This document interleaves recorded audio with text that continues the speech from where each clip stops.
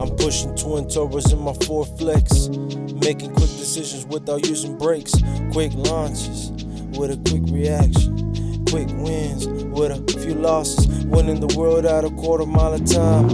I pop the hood just to show that I've arrived. A quick look and now I'm feeling All about cars presents you this Airaid package that I just got in the mail today, and I'll be installing it on my Ford Flex EcoBoost. Now this intake is compatible with the Ford Explorer from 2012 to 2019, Ford Taurus, the 6th generation and the 5th generation, and the Lincoln MKS and the Lincoln MKT. So if you have one of those models, then it's compatible with your car. If we get more into what benefits you get out of this intake, well, the website, it says its superior horsepower and acceleration gains replaces stock intake tubing and air filter and air box, CAT designed and dyno tested, easy to install using commonly available tools, high airflow premium air filter, comes completely with everything required for installation, including comprehensive instructions, can be installed with simple hand tools. There's no drilling, no cutting, or fabrication required. It's washable and reusable air filter, and there's no hassle. It's a lifetime warranty. So that's great. It also increases airflow to your engine. It will increase horsepower and torque. If the air is cooler and denser, your engine will even make more power, and blah blah blah. So yeah, let's continue on with the video and the installation process.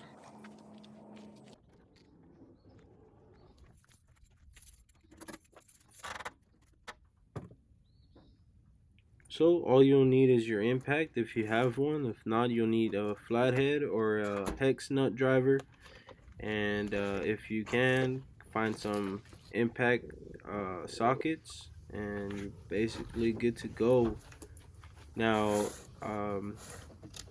I pretty much did everything with my 5/16 nut driver. Okay, so pretty much all you need to do is start with the clamps to your intake.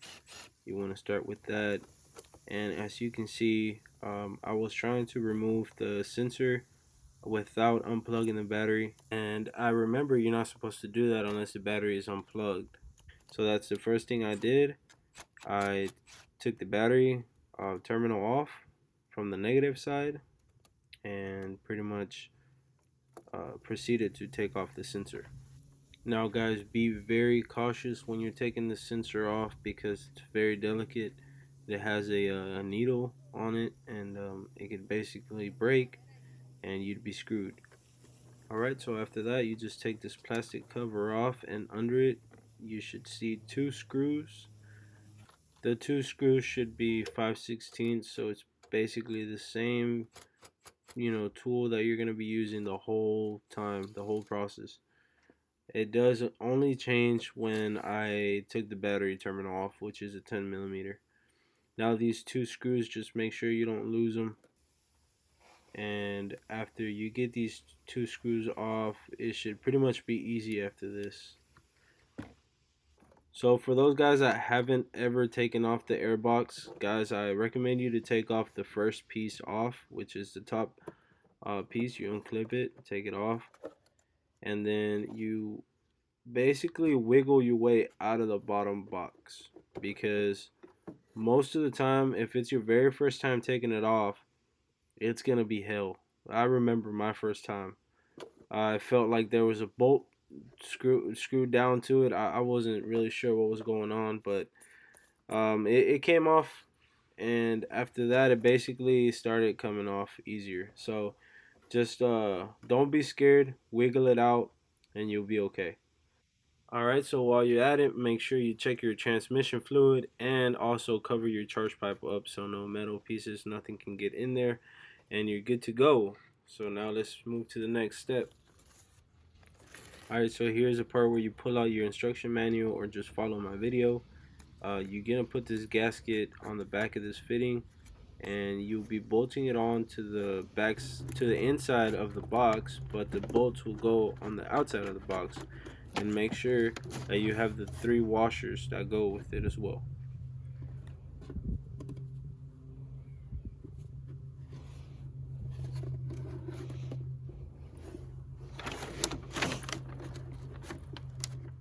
Okay, so here you're gonna need the 7/16.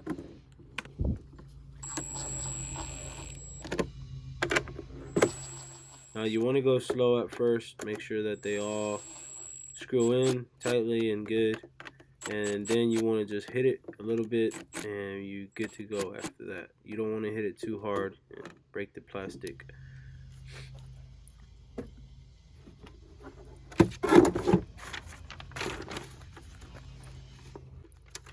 Alright, so the first part, we're good to go on that first one. Now the next part, there's 2 numbers on it. There's a 56 and there's a 60. So there's 2 different clamps. And it's kind of common sense when you get to this point. So as you can see, there's 2 different clamps. There's a 60 and a 56. I'm not sure if you can see it very good on the video. But it's, like I said, common sense. On the back of the intake, you will not be able to fit the short side of the coupling. So it's basically, plug and play. Alright, so here guys, you got to be very careful and twist and pull on your old intake box, and that's how you're going to take your old sensor off. And you're carefully going to install it on this new box, because if you don't, you're basically going to break it just like I did. Yeah, I broke it and it sucks, but luckily it was just a tab.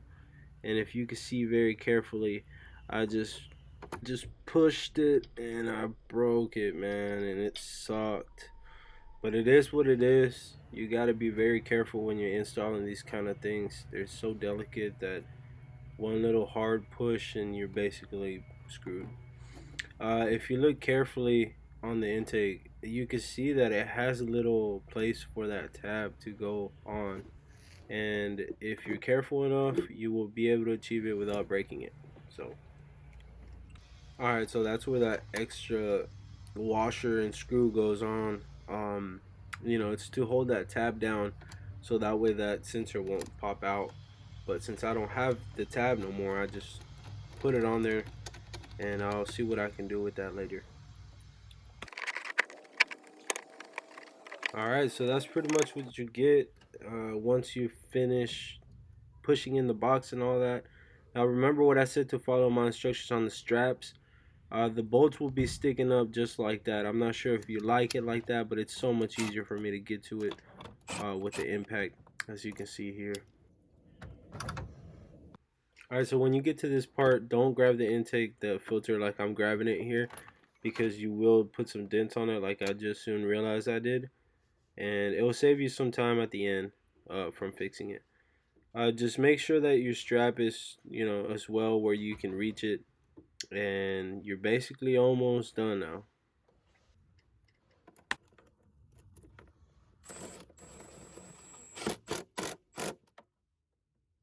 Alright, so now that you got that part done, now it's time to get the weather strip on here.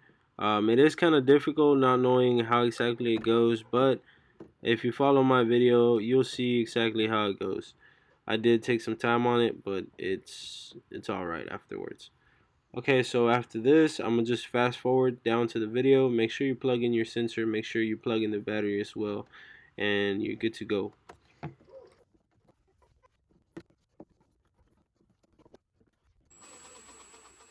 Alright, so here, I'm not sure if I'm speaking for the rest of the guys, but here I was having some issues putting in this other bolt that goes on the intake. You see how I'm pushing down on it?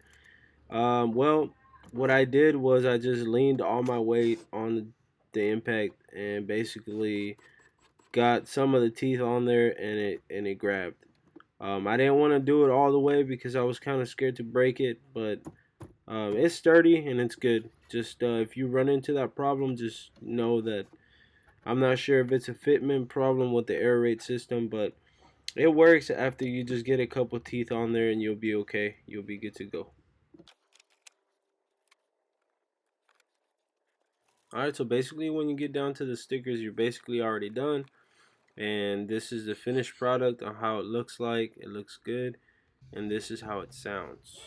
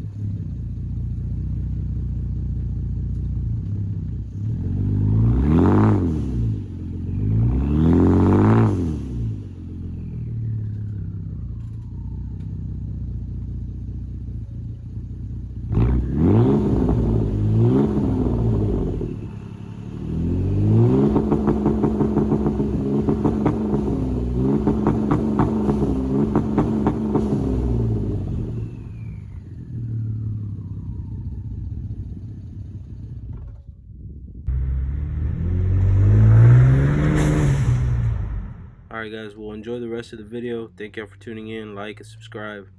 I'll see y'all guys later on the next video. I'm